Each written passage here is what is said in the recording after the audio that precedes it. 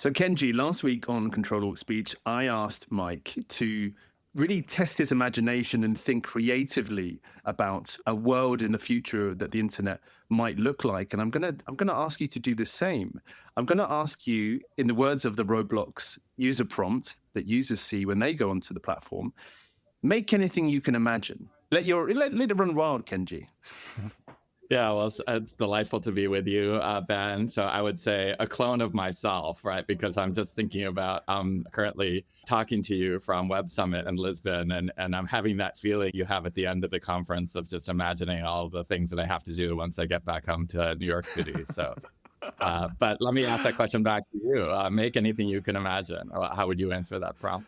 Well, I would probably make a conference in Portugal that was the home of the famous Pastel de Nata, and I would transport myself there. I think it sounds like you've got the best of all worlds in many ways, at least from where I'm sat in gloomy London.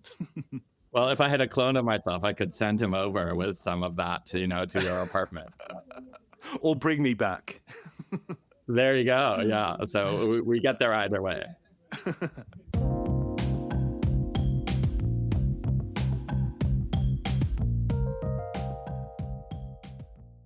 Hello and welcome to Ctrl-Alt-Speech, your weekly roundup of the major stories about online speech, content moderation, and internet regulation.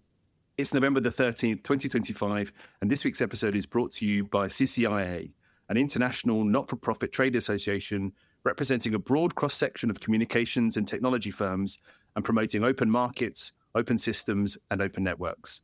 At the end of today's podcast, we have a bonus chat between Mike and CCIA's Tricia McCleary, all about how the reaction to AI technology from policymakers and the public is leading many people to abandon long-standing principles of openness that make the web what it is today. They discuss how the rush to regulate and legislate around AI is threatening journalism, research, global access to information, and the open internet that we all rely on. It's an interesting and important conversation, so make sure you stick around to hear it at the end. Before that, we're going to be talking about how teens use social media, open AI under the microscope, and trust and safety transparency from one of the platform's heads of itself. My name is Ben Whitelaw, and I'm very lucky to be joined today on the podcast by a special co-host, Kenji Yoshino. Welcome, Kenji, to the podcast. Thanks so much for having me, Ben. Kenji, I'm not going to ask you to do an introduction to yourself, so I will happily do it for you. Kenji is an American legal scholar, and check out this title: Chief Justice Earl Warren Professor of Constitutional Law at New York University School of Law and the Director of the Meltzer Center for Diversity, Inclusion and Belonging. Kenji, that's probably the best title I've ever heard. Oh, you're too kind. But we begin to see why I want to clone, right? Somebody just to handle the title itself and somebody to do the work that comes with it. Carry it behind me, yeah. So Kenji, what's particularly interesting for our listeners, I think, is the fact that you're a board member of the Oversight Board, the Supreme Court-style body set up by Meta in 2020 to pass judgment on tricky moderation cases brought by the platform itself and by users. We're very lucky to have you on the podcast today. And I wondered if I could kind of use this opportunity to do something I've not been able to do with an Oversight Board member, which is tell us how the cases actually work. Is it an email you get in your inbox? Do you get a tap on the shoulder? Is there a light that flashes into the sky? Can you go through it? I'd be delighted. And in fact, this is something that I hope is confidence inspiring for your listeners, because it's one of the things that I'm really proud of. At the board, we have a really kind of involved and reticulated process for choosing cases, and I think a sensible way of deliberating and deciding on them as well. So it actually begins with our wonderful staff who comb through, all of the appeals that have been made. And what they're looking out for are things that sort of fit one of our major priorities. So, if it's a couple of years ago, our flagship priority was elections, this year it's AI, right? So those kinds of criteria come into play. But also more importantly, whether or not a decision on that case would help lots and lots of users. So rather than just being a one-off that was limited to that. And then they create a long list of cases which are presented to what's known as a case selection committee, which is a subset of this 21-member body that rotates on a regular basis. And then we select cases to send to panel. Those panels are comprised of 5 members, one of whom is always regionally aware of the context in which the case is occurring. So we're scattered throughout the globe. And then there is a pre-deliberation meeting, a deliberation meeting, and a post-deliberation meeting on the case. One person is assigned as the lead drafter. And then after the decision is drafted, it goes to all 21 of us. And there has to be a majority vote to publish it before it gets published. So that kind of soup to nuts is how we decide cases.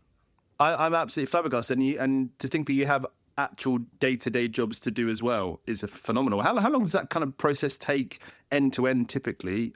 And how much time would you spend on that on a kind of week-to-week basis? Yeah, I mean, the commitment of the board, and not just with cases, but with, administrative tasks as well, is meant to be 1 day a week, right? So it's meant to be a part-time job. I will say, if I'm being completely candid, that this is something that we wish we could do better on, either by expanding the board or just speeding out our processes, because the cases are supposed to be 90-day cases from beginning to end. And we're often sweating to make those deadlines because we all have these other responsibilities. But by design, the idea behind the board was to say that the board members would do it as an extramural activity. It's supposed to be our principal extramural activity, but we all have day jobs as well. Yeah. And I think important for independence, right? Because it's not like, if I decide something that is upsetting, right, to the general public or to any stakeholder, that my livelihood is endangered.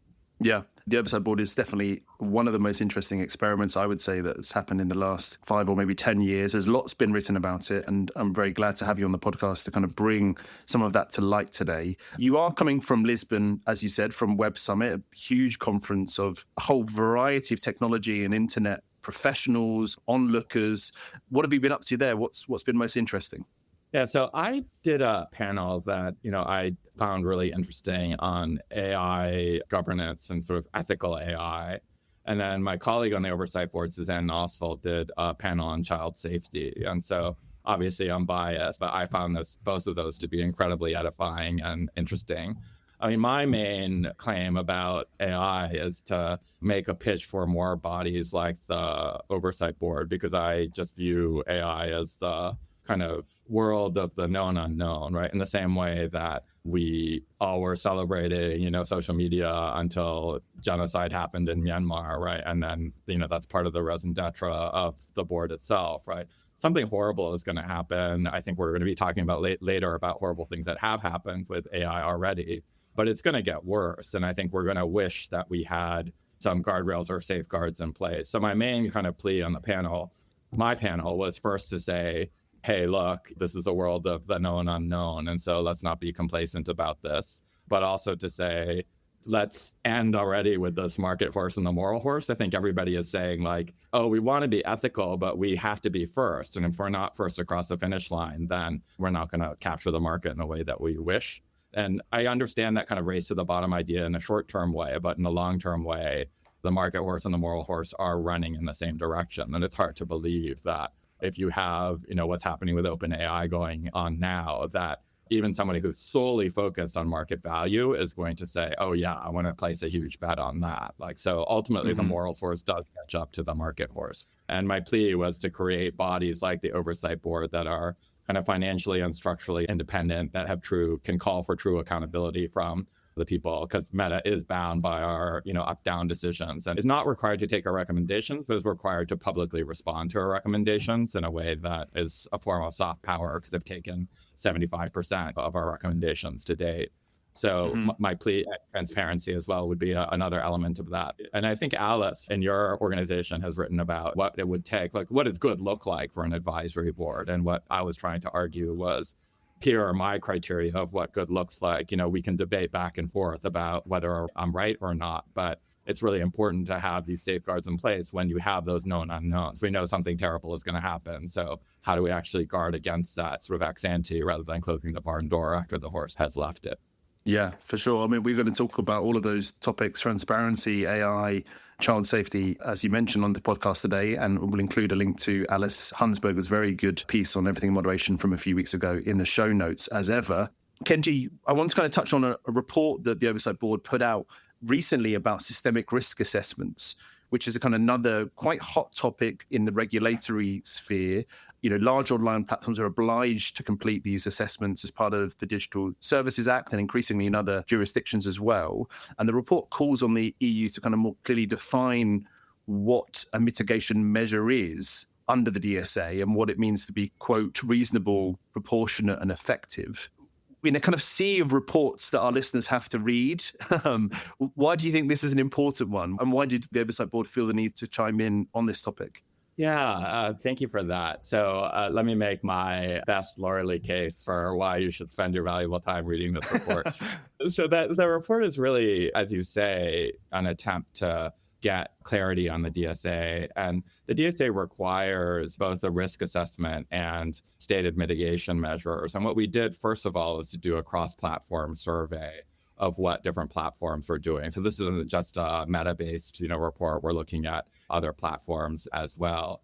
And what we saw when we looked at that, Ben, was that everyone was doing the risk assessment and the mitigation. Obviously, they're required by law to do that, and the penalties are quite steep.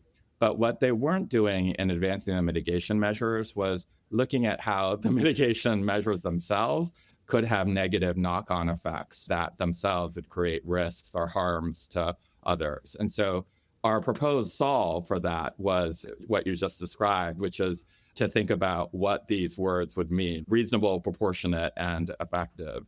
And it's really based on our case law. So I'm sure you're familiar, and many of your listeners are familiar with the kind of structure of an Oversight Board opinion, where initially we look at the community standard and whether or not the community standard has been violated.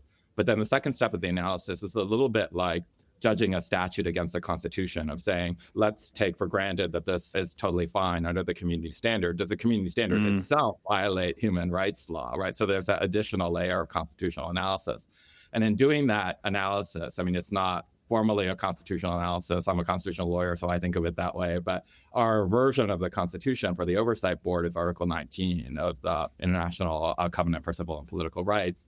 And they require this kind of reasonableness and proportionality inquiry that we adopt as what we call our three-part test. And so we borrow from that, and we use it to answer, I think in a really effective way, this question of, well, if there are these mitigation measures that are creating these unintended negative consequences, how do you make sure that the mitigation measure isn't overbroad, right? And this three-part inquiry of, is it reasonable, is it proportional, is it effective, is a way of making sure that you're disciplined to think about the mitigation measure as a mitigation to the harm itself, rather than being so broad that it creates those negative externalities. Yeah. Very interesting, and thanks for unpacking that. We do hear a lot from trust and safety professionals asking for a bit more clarity from the DSA and from other regulation where they feel like it's not been defined in terms that actually, as you say, are helpful to them responding to moderation issues like this. So it's an interesting report, and appreciate you flagging that. Before we move on, as well as having the Oversight Board responsibilities and being a constitutional law expert, as you say, you're also a kind of a diversity, equity, and inclusion expert. And you have a book coming out very soon, which is called How Equality Wins. Very excited about that. Talk us a bit about kind of what that shows and what that tells about the state of DEI at the moment, which is an interesting time to have a book on DEI, Kenji. Yeah, well, it's really trying to enter that moment of saying DEI is dead, long live DEI, right? So the book is really trying to answer the question of how those of us who believe in equality will carry that work forward, even as we face a severe backlash to DEI. And I guess 2 points that I would want to make is, first of all, I hope the kind of broader inspirational point of we've seen so much worse in the past in this current backlash. So I'm a little bit frustrated at people who are kind of rending their garment over the current global backlash against DEI, but particularly in the U.S. backlash against DEI, when after all, the United States is a country that's had, slavery and Jim Crow and, had the doctrine of coverture where women had no identity outside of their husbands legally after they got married, where same-sex sexual conduct was criminalized, where people who were disabled were put in homes and, left to just die in isolation, right? And so we've fought all of those battles, and every time equality has prevailed. So let's not think of this as a big deal, right, in the cosmic scheme of things, and let's stay confident that equality will prevail. It's really a DEI book rather than content moderation or an AI book. But the one thing that I think is a bridge is the second point, which is what we make a huge plug for in the book is making sure that we distinguish between lifting strategies and leveling strategies. So a lifting strategy would be you have a long history of discrimination against you as a marginalized group, say you're a person of color in the United States. And the lifting would be affirmative action of like, we're going to give you a bump in admissions and university in order to make up for those past forms of discrimination that have held your entire group back. Since the Supreme Court's 2023 decision and then doubling and tripling down on it with the new administration, that strategy is now illegal and quite risky. So normatively, I'm actually a big supporter of affirmative action, but I see it as off the table now, not just for universities, but also for employers. However, we still have leveling strategies, and leveling strategies are not like, let's create a ramp up to a playing field. That's the lifting, the ramp.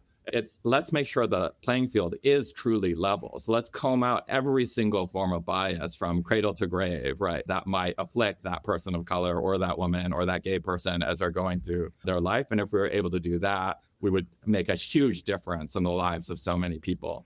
And so when I took the stage today, the moderator was kind enough to say, oh, you have this new book coming out, How Equality Wins. Can you apply that to algorithmic bias? And I was like, absolutely. Like, this is actually the place where companies might actually want to take all the money that they can no longer use on, say, advancement programs for women or minorities or what have you, and plug it into removing bias from AI systems. Because if you think about removing bias from an algorithm, that is strictly leveling work, right? No, you're not putting a thumb on the scale for any group. You're saying like, it's horrible if a self-driving car, this is Joy Buolamwini's work, right, can't recognize a person of color and therefore doesn't recognize you as human and therefore hits you because it hasn't been trained properly on the full panoply of diverse human beings.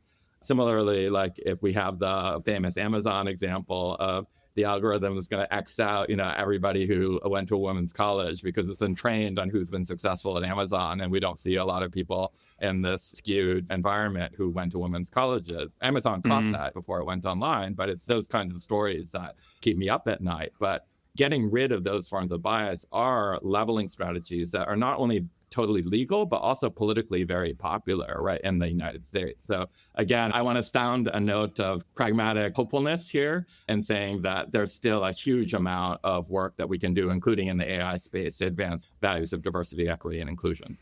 Yeah, fantastic. And, that's something that I think all of our listeners will certainly be interested in. I've never heard of the kind of leveling strategies and that been framed in that way. So it seems like a really great book to watch out for. Remind us when it comes out, Kenji. February 17th, not that I'm counting. Excellent. Well, good luck with that. Kind of hopeful pragmatism could almost be the subtitle of Ctrl-Alt-Speech, I think, Kenji. So it's a good segue onto our stories that we've got slated for this week. As I mentioned, we're going to talk about online safety for children. We're going to talk about AI safety as well. And I'm going to start by, I guess, a report that touches on a bit of both of those, which came out last week here in the UK, looking at UK teens. And it's a report that's been done by a think tank called Demos, which has explored how young people are engaging with and exploring the digital world. And to be honest, there are a few kind of subtleties and findings that most people will find surprising and which I'd love your thoughts on. I'll start with the methodology because many of our listeners are keen methodology heads, and I like to be upfront about how this report works. It is a qualitative report in the main. It's focused on 700 16 to 18-year-olds across the UK that have participated in workshops in which they've been asked about their opinions on social media, on politics, on the kind of broader digital life, but also issues beyond that as well. And I think it's relevant to Ctrl-Alt-Speech listeners because naturally social media is a heavy factor in how these children think and how they behave, but also it seeks to explore how external offline changes have affected how these kids behave on the internet. So changes to how politics have evolved and political views, how gender norms have shifted, and also how the school curriculum and what schools are prepared to play host to, how that shifted what children want to do beyond the confines of the school itself. Before I dive in, Kenji, I'd love to get your thoughts on kind of where you sit on this kind of teen safety spectrum. How do you feel like children are equipped to deal with the harms that they face nowadays? It's a broad spectrum. We talk about it every week on Ctrl-Alt-Speech. What are your kind of broad views? Yeah, so mostly terror, Ben. My broad view on the subject, I have a 13-year-old and a 14-year-old at home, and I was actually listening avidly to my colleague on the Oversight Board, Suzanne Nossel, on her panel today at Web Summit, because she was talking about child safety on social media with a representative from Roblox. And one of the things that I found really, again, kind of pragmatically hopeful about that discussion was that Roblox is really putting forward a solution of greater kind of parental involvement, right? And so I think that that is really what is needed here, right? In the sense of, I have great anxiety about what my children are exposed to, but where possible, and obviously not every family has the privilege of that much discretionary time, but where possible, you know, having parents more in the loop with what their kids are experiencing is one of the reasons why they stood up their parental advisory council. Now, I have to admit, you know, that there is a part of me that just, you know, wonders, like, I would love to be a fly on the wall on one of these parental advisory council meetings, because, you know, having 20 parents have at it with regard to what safety standards look like. A platform like Roblox, I think, would be interesting. Like, I'll just stop it there. But I will say that it's a cause of great anxiety for me, but I was given a little bit of hope today by the sophistication with which this was discussed at Web Summit. Yeah, I agree. And I really like the Roblox Parent Safety Council, and we'll definitely be tracking that as an initiative. And some of that, I guess, initiative is also borne out in this Demos report, which I wanted to kind of talk through a few different elements of. There's lots in there. And so, you know, we do encourage listeners to go and read the report. There's plenty in there about politics, and Nigel Farage, who sometimes crops up on the podcast, is mentioned. I won't go into that. But the 2 points I want to kind of get your thoughts on, Kenji, are about kind of young people's consumption of news and a little bit about gaming as well. So I think I come to the first of those, the consumption of news and kind of reliable information, as somebody who's done a bit of research myself in my day job on this topic. I was part of a team of people that researched the next generation of news consumption. We spoke to 45 people in India and the US and Nigeria about their news consumption habits. And we see a lot of the same kind of trends and behaviors in that research as we do this Demos report. People paying attention to individuals that they feel are authentic and that sound like them and that often look like them. This kind of sense-making behavior where you go into the comments of a post to see how other people are reacting in order to shape how you should react. This emphasis on kind of self-improvement is a big part of how young people think, and you've probably seen that in the way that your teenagers are thinking as well. I was particularly interested in the fact that there is this kind of fact-checking behavior that goes on amongst young people that, again, I've seen in a couple of different reports. Demos report, some people going to Google and to Reddit to fact-check things that they've seen on social media, but which they're not kind of 100% confident in believing. And in some cases, even going to the pages of traditional or legacy news publishers to kind of validate that. So Sky News or the New York Times or the BBC. Talking of hopeful pragmatism, is that a reason to be kind of hopeful for the way that children or teenagers are behaving online? Is that they have these kind of workarounds, let's say, for how to address the fractious and fractured ecosystem that they are confronted with?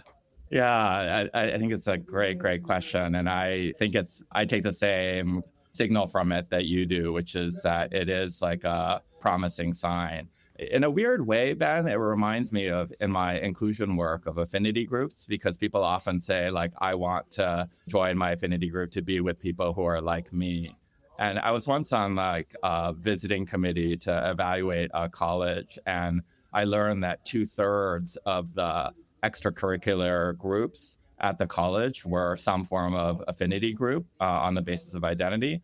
Wow. And I have to say, even as an inclusion guy, like, I was a little horrified by that, because I worried that it would balkanize people into these communities, and we all have similarity bias, like psych bias. And so I worried that they wouldn't get the benefit of a university experience. So I actually grilled one of the students who was incredible, who came to us as a student representative. And I said, should I be worried about this? And he said brilliantly, there's this Robert Putnam essay about bonding capital and bridging capital. So bonding capital is like super glue of, like, if we're alike, then, you know, we get on, and so we glue together. So similar people are connected to each other with like super glue. Whereas Putnam says, this is a great political scientist, that bridging capital is like a WD-40. I don't know if you have that in the UK, but it's like right? That allows you to sort of glide across many different groups. And he said, look, I came to this university from a really rural small town And I was a Black kid. And if I didn't have the Black students affinity group, I wouldn't have made it, right? But now look at me, like I'm a senior and I'm the head of the flagship, like think of like editor-in-chief of the school newspaper. It wasn't exactly that, but it was really like this really fancy, accomplishment. And so he said, I was able to gain the confidence from my affinity group to actually hold this leadership position that's university-wide. And I'll never forget this. He said, Professor Yoshino, I needed to bond before I could bridge. Right. So ultimately, like he needed to have his grounding right in his community before he could go out into the broader world. Right. And so when you say what you just said about how, yes, we're all getting our information in our little filtered bubbles, right? But we're going to take the second step to go out and look at legacy media and fact check, right? I think that reminds me very strongly of that comment of what these kids are saying to us is, yeah, we're going to bond, but we're also going to bridge. And maybe we need to bond before we can bridge. Definitely. And I think that it also plays out in the way that Demos have broken down the often kind of quite homogenous group of Gen Z into three subgroups, which it calls kind of Gen Z 1.0, 2.0, and 3.0. And obviously, Gen Z kind of spans 16-year-olds to 28-year-olds right now, people who remember the flip phone, right to people who are kind of, fully in the weeds on probably Snapchat and TikTok and maybe don't consume much information elsewhere. So I guess that speaks to this idea that you mentioned, Kenji, about people finding their niche, finding their way online initially and finding their kind of grounding before probably exploring elsewhere. And we shouldn't necessarily expect Gen Zs, particularly the kind of 16 to 18-year-old ones in this report, to maybe run before they can walk. Yeah, exactly. And that was one of the things I most appreciated about that report is exactly this point of, all these generations are a bit made up to begin with in terms of how do we determine the start and end dates. And so a more kind of articulated understanding of like what age cohort that we're talking about, particularly since my kids are sort of selfishly Gen Alpha. And so right up against the youngest bit of Gen Z that they were talking about. That was a piece of it that I read with the greatest interest. Yeah, fascinating. Gaming also came up, as I mentioned. There's a chapter of the report which is called Andrew Tate is Dead, which is a provocative title, not dead in the traditional sense, dead in the fact that he is kind of no longer relevant to 16 to 18-year-olds, apparently. He's apparently become a kind of meme figure. He's kind of not thought of in the way that I think lots of mainstream media see young people engaging with him. He's kind of old hat in many ways. But the gaming point is interesting. There's a point about people congregating in the comment sections of Twitch streams and YouTube live streams in kind of lobbies of FIFA and Fortnite. And just wondered what your kind of sense was about gaming and the potential it holds for unlocking some of the safety challenges that many platforms are facing. It's been around a long time. It's often, dealt with some of the issues that social platforms and newer AI platforms are engaging with, but not a lot of people know about how gaming platforms have dealt with these challenges in the past. Yeah, I haven't thought deeply about this issue, but, honestly, it's really my direct experience having a son who's quite the gamer, but also listening, and really with an extra pair of ears for him to this panel on Roblox and just understanding that they know that they have a major issue on their hands and that they are really trying to use AI in the regulatory sense to make sure that, there are age verification and that people aren't using language in the comment section that would groom children and the like. But it's these issues, it's so obvious that I probably shouldn't say it, but I suppose it needs to be said. It's just a scale issue, right? Because, the Roblox representative was saying, we capture about 98%, but like 2% of really big number is still a really big number, right? So I think that I'm glad that they're looking into other prophylactic measures like this Parent Advisory Council. Yeah, for sure. And so the report, just to kind of wrap up, is I think a helpful addition to a broader understanding of this age group, understanding that I think these groups will often go on to be the broader behaviors of more people in the future. So they're a kind of leading signal in many senses for the way that people consume information online. And so I was pleased to read this report and have it published. We'll go on to AI now, Kenji, and that question of AI as both a giver and a taker in the safety of users online. You were particularly drawn to a couple of stories that OpenAI were featured in heavily this week, and wondered if you can kind of take us through what you were most interested in. Yeah, and actually, I think there's a segue, right, in between the Demos report and the OpenAI lawsuits that I want to talk about, because so I don't sound like a complete sort of Pollyanna idiot, right? Like I will say that I am concerned about certain aspects of the Demos report. And one of the aspects was how much younger individuals are relying on AI as companions, right? So part of the bonding and bridging, experience is, as you were describing, Ben, the kind of developmental one of like learning how to be friends with people who are like you and then learning to be friends with people who are not like you. And that, there is a kind of well-established developmental trajectory, right, on that psychologists have laid out for us. So at the point where, especially at a very young age, you have these companions who are AI bots, what does that mean for that kind of developmental process? So that sort of raised my eyebrow when I looked at it. And what it made me think of is the next batch of stories that we'll talk about, which is OpenAI both is being subjected to a bunch of lawsuits about chatbots that encouraged allegedly individuals to commit suicide, and then came out with their own sort of guidelines, which, to me seems a little too late to be horribly candid.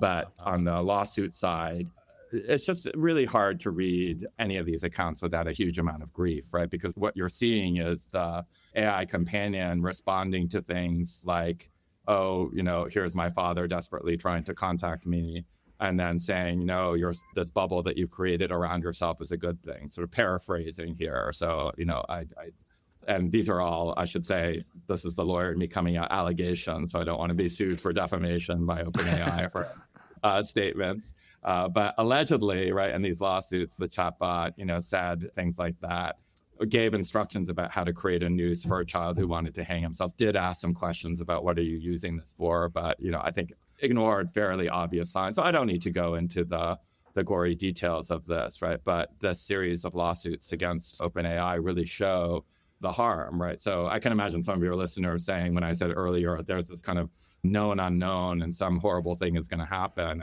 I can imagine a lot of your listeners saying it already has happened, and, fair enough, right? It's really hard to read these complaints without thinking really hard about whether or not this is the direction we want to keep barreling down. Yeah, and while, as a constitutional law expert, I wonder if you can kind of unpack how OpenAI might respond to these kinds of lawsuits. Like, what's your sense on how they will push back against the claims in them and whether they'll have a chance of succeeding?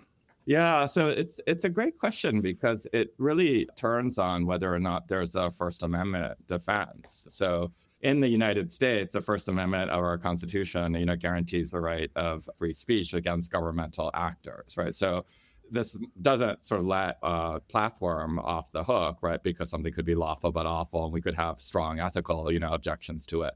But it means, as a matter of the lawsuits that are being brought, saying this is a violation of criminal law or tort law or what have you, that you would be able to mount a constitutional defense saying this is speech. And this question is still unresolved, and I think is one of the most interesting questions, where if you have a chatbot, does that chatbot, when it gives you advice on any topic, right, have First Amendment defenses, right, because it is actually, trafficking in speech?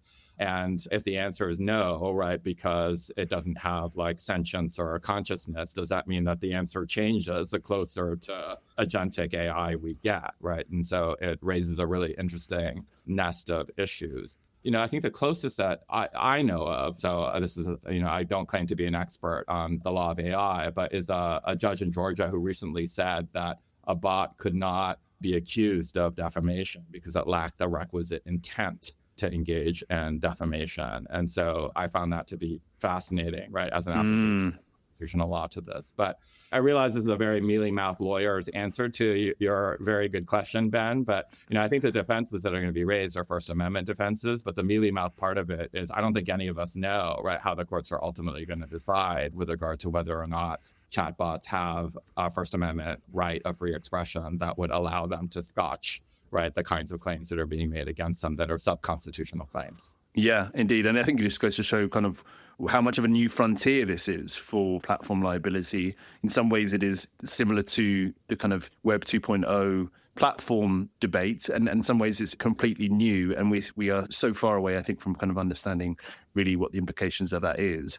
I will say on the kind of OpenAI teen safety blueprint, as far as a blueprint goes, I'm not sure a 4-page memo essentially necessarily counts as a blueprint in the way that I would see it. It does feel, as you mentioned, kind of fairly tactically timed. And what it does try to do is kind of lay out the 5 ways that it is, I guess, getting ahead of this teen safety issue, or at least trying to keep up with the issue as you discuss it, including by launching a kind of age verification system to validate whether a user is of a certain age.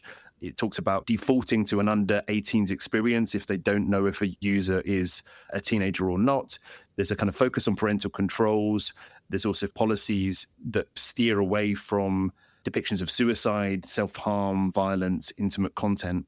Couple of points there to say, Sam Altman a few weeks ago, Mike and I talked about it, was a bit more open to the idea of policies that went close to some of these lines. And it feels a little bit like that's been rowed back in some senses here. And the other point to say is that none of this is particularly innovative or surprising, I would say. It feels like a collection of ideas that have been fairly well tested elsewhere, that have been bundled up and offered here, probably as a kind of offering to politicians and regulators who are casting an eye over OpenAI. Did you expect a bit more from them, Kenji, as to how they plan to protect teens? You're gonna draw out. Well, I can't even put this on you. I am drawing upon the kind of ugliest parts of myself, I'm afraid, because we were talking about the risk advisory report that the Oversight Board produced, right? And that report, I think some people have embraced it. Others have said, this is really in the weeds and detailed, and it's a hard read, right? But if you look at the level of care that went into that report and you compare it to something like this blueprint, I really do think that many of these AI companies need something comparable, right, to the Oversight Board in order to produce work product that is several clicks above what they're able to produce, which feels very, you're so much more diplomatic than I. You said tactically timed, right, but also quite thin, right, in the way that it was produced. Yeah, and there is mention of the OpenAI Wellbeing Council, I think it's called. I think OpenAI will probably claim that is an Oversight Board body of sorts, and I don't know who's on it. It's clearly some clinicians, clearly some kind of people who have been advising OpenAI on this topic. The outputs are not comparable to the Oversight Board's report that you mentioned. It is, in my view, pretty much a press release that's been kind of made to sound like a blueprint. So we don't need to kind of talk any more about it, Kenji. I think our views on this are clear, but I appreciate your candidness on it. We'll wrap up today's podcast, this kind of story part of today's podcast, by talking about a couple of stories that we both had an eye on and we think bear mention. I will talk about an essay that Aaron Rodricks, the head of trust and safety at Blue Sky, has written. And the kind of reason I'm talking about this is because I think he talks very candidly about the problems that you mentioned, Kenji, about trust and safety at scale, about the difficulties of making judgments on content when it's sat in a queue and you don't have a lot of information about it. And also particularly the fact that Blue Sky doesn't collect a lot of information about its users, and there's therefore having to make a lot of inferences about the intent of a piece of content when it's reported by a user. So lots of good, juicy stuff in there that our listeners will love. But more broadly, it's the fact that, a head of trust and safety at a major platform has taken the time to produce an essay, and it will be a series of essays on trust and safety. I think is a great example of transparency in the way that we talked about it earlier in the episode. Can you see others, other platforms following suit, Kenji? I would love to see that, right? Because what I've noticed with lots of advisory councils is that their work is really opaque, and it's really between the advisory council and the company. And one of my colleagues, I won't name him because I think I might embarrass him, but he kept saying, like, our client is a user, Kenji, like our client is a user. And that's why we need to be transparent in everything that we do, right? So it's not really an engagement between ourselves as the Oversight Board and Meta. It's an engagement between ourselves and the users, right? And so everything that we need to do needs to be open and public. So we published all of our opinions, all of our reports, and all of that. So I don't want to read sort of transparency narrowly as a rule of like we have this institution that obeys this rule of transparency on publishing. I think transparency is just more broadly a norm, right? And I think that that's what's going on with this candor, right, on the part of this blue sky executive who doesn't really need to say this, right, but is saying, this is challenging and really difficult work. And so I really applaud that. I guess I would say I would applaud transparency in all of its forms.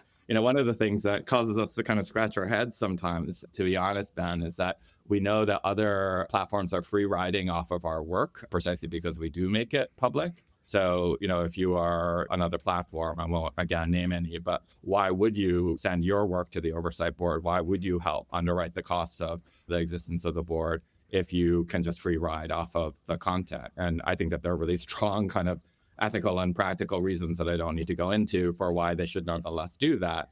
But if it's a balance between not being transparent and not allowing free riding and being transparent and sort of sucking up the free riding as just the sunk cost of that transparency, then I would much rather live in the world that the Oversight Board currently lives in, which is to say, let people free ride, because again, our client is not Meta. Our client is not these other platforms. Our client is the user. Yeah, I love that approach. And I'm sure Aaron would also approve of that kind of ethos, which is good. Go and read that, listeners. It's a great piece, and keep an eye out for his other essays that are coming. And then finally, Kenji, I wanted to kind of, we often talk about Elon Musk on this podcast. It's not always in the most glowing terms. And X has come under a bit of more regulatory pressure this week. Do you want to talk a bit about that? Yeah, I'd love to. So there was an Irish watchdog group. I mean, this will, again, not be news to anyone, but, under the DSA has said that X has violated essentially the due process rights of its users. So users are saying, I got blocked or kicked off of X and I don't know why, and I can't get an answer as to why. And so, again, this is beyond shame here with regard to my plugs for the board, but this is why the board was created, is precisely in order to create those due process rights. I should also say, right, Ben, the board is not perfect. So let me say with all humility, like we're just turning 5. We're just emerging from infancy ourselves. We ourselves have a lot of growing and morphing and learning to do. So we're by no means perfect. But at least our aspiration is a noble experiment, which is to say what we want to do is to make sure that people have those due process rights, and that some of our earliest decisions were decisions about if you're going to be blocked because of a content policy or get a strike because of a community standard, you need to know what that community standard is. So there's a kind of reason forcing kind of mechanism that we put in place that says that Meta has to give you notice and opportunity to be heard before an impartial decision maker, as we constitutional lawyers like to say. So due process is a huge amount of why I believe, in the board's value. Yeah, and I think more platforms will probably be caught up in this question of, has due process been followed? Has the user been clear about what policies they violated? It is something that we've talked about on Ctrl-Alt-Speech, and I've written about in Everything Moderation as such an interesting developing area, such an empowerment of user rights in ways that we haven't really seen since, I think, the kind of early days when the report button became an option for users. So again, that speaks to the Oversight Board's ethos and the work it's done. Kenji, you've been fantastic today. I really appreciate your time and your expertise. Thank you for being part of the podcast. I hope we can have you back soon. It's been a joy. Thank you so much for having me. Before we wrap up today, we've covered some of the big stories from this week, but we're not done yet. Mike spoke to Tricia McCleary, the media advocacy manager at CCIA, about how clamping down in response to AI training threatens the entire open internet itself in a much deeper and pervasive way than people realize. I learned a ton from this one. Have a listen to this.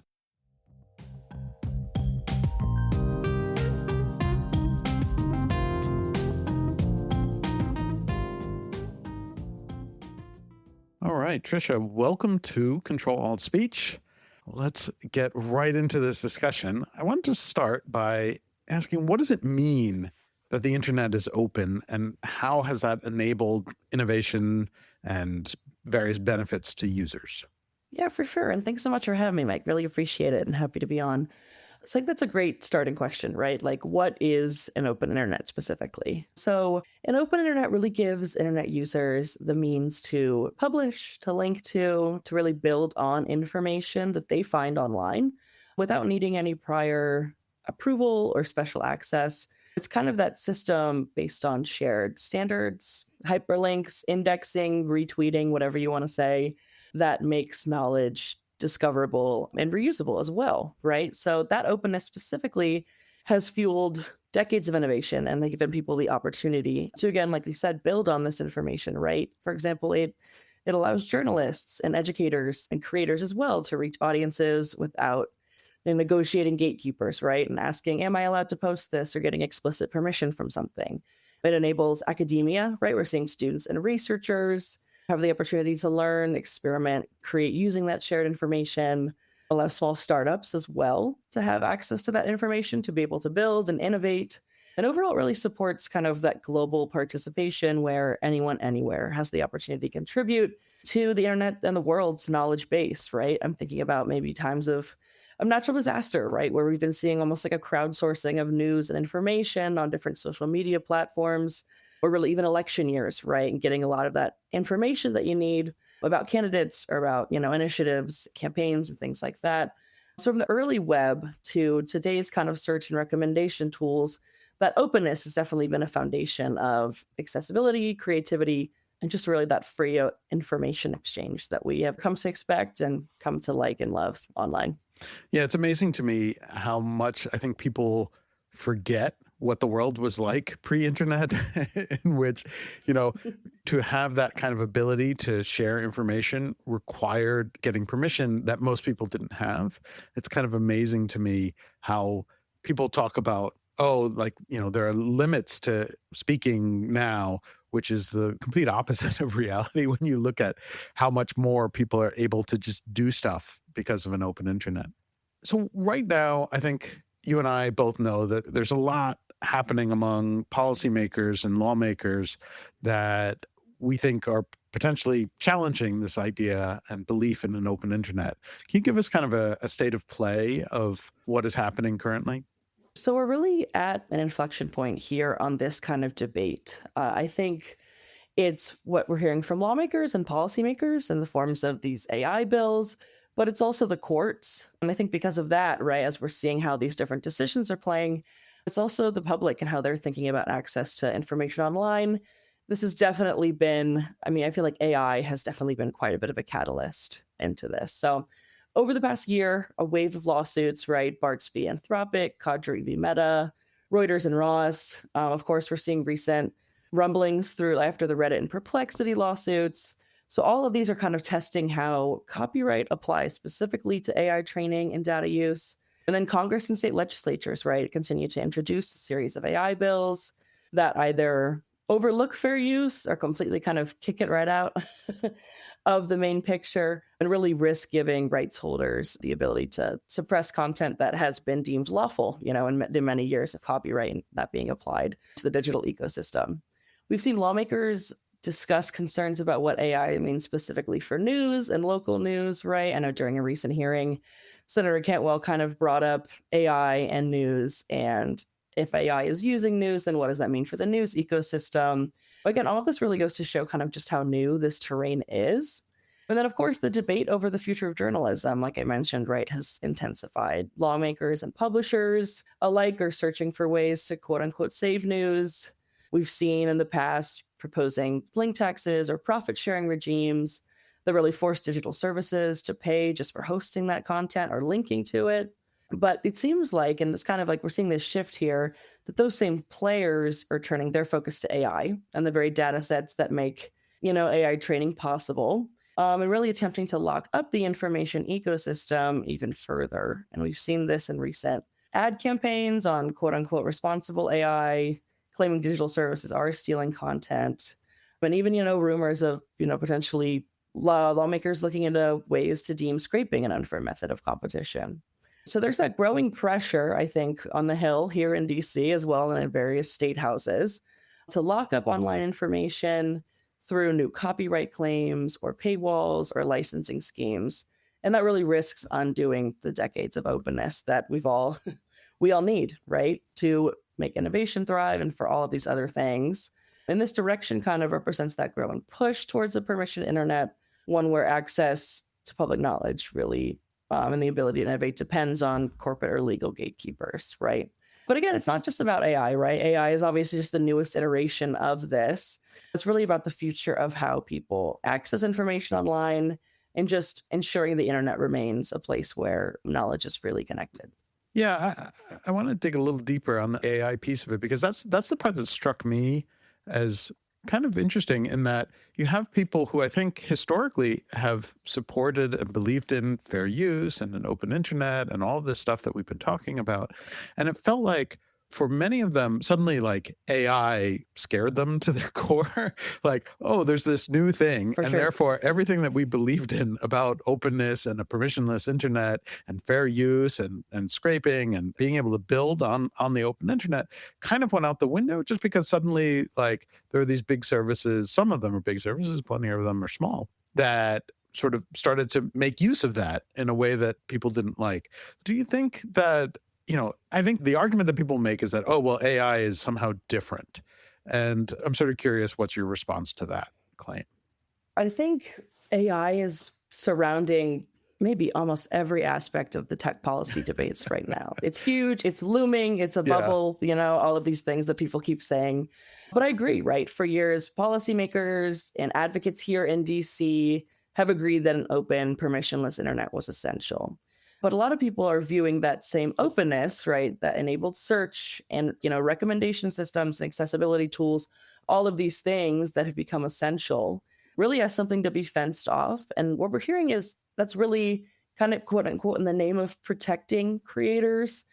I think it's understandable in a sense, right? Like, there is something large and looming that has the opportunity to disrupt. But I think what we might be forgetting, and what policymakers are forgetting, is that we've seen these kinds of disruptions and periods of transition before in many different types of technology, right? I think a lot of times creators and journalists are seeing AI systems trained on these vast amounts of online content and have concerns about being displaced, right? I think AI is arguably something like we had not seen before, right? I mean, and it has the ability to do a lot of things that I'm like, are we in the future, right? When I read some of these, some of these lawsuits or things, like they're saying that what it can and can't do, it's really interesting, right? But I think what's most important is the AI training is not really this new act of taking that people are saying. It's really part of the same continuum, or maybe the next progression of indexing and analysis that has powered the modern web, right? And then obviously we're tying it all to fair use, which allows for that limited and transformative use of copyrighted works for research, commentary, innovation, of course, has long been central to that balance. And so these proposals, right, that are kind of redefining what copyright means and what fair use means, looking towards blanket licensing for all data use, really risk freezing that innovation and creating those almost toll booths around knowledge. I think the result would be not really protection for creators like they're saying, but rather a slowdown in innovation and progress, and just a narrowing of public access to information overall. Yeah, let's dig in a little bit on that final point, where I understand why, as you said, some people get nervous about this and they think, oh, we need to set up some sort of toll booth or system of payments and everything. But what really do you think we might lose if the internet switches to that sort of permission-based system where everything needs to be licensed, only the largest companies are able to take part in this system? What things do we put at risk if we end up in that world? For sure. No, and that's a really great question, right? I think, again, saying that this is not just about AI is a really crucial point here, right? Locking up online information doesn't just slow down AI research or AI training, right? It really undermines the public's right to access knowledge. From a news perspective, right? It weakens journalism's reach, being unable to reach crucial audiences, especially in times where they need our information most. It shifts the internet kind of away from that public good we see it as right now, and get public web of information towards a collection of really private entities, right? Where the ability to learn or innovate really depends on permission or payment, right? I think keeping the web interoperable to allow new entrants and users to participate without negotiating access deals for every interaction, you can just imagine how cumbersome that would be, right? I think the internet has always been a shared resource and a place where information flows freely. Innovation builds upon openness. Like, how many times am I typing in something specific and then Reddit, right? So I can get everyone's opinions so I can form my own, right? I mean, I think restricting that in the name of protection really risks losing the very thing that makes the internet transformative, which is the ability of people to share their thoughts and share their works freely online. Is there anything else that you think people should be thinking about as they sort of think through these issues? Any final thoughts? I think a little bit more on kind of this permission model of access, right? Like information inequality will deepen if we do move towards this, right? Like only those who can pay for data access, whether it be larger organizations or institutions, will benefit. I think innovation will stall as well. We hear all the time about the AI race, right? And US competitiveness, right? I mean, startups, researchers, and smaller creators need to have that opportunity here, but otherwise could face, insurmountable barriers.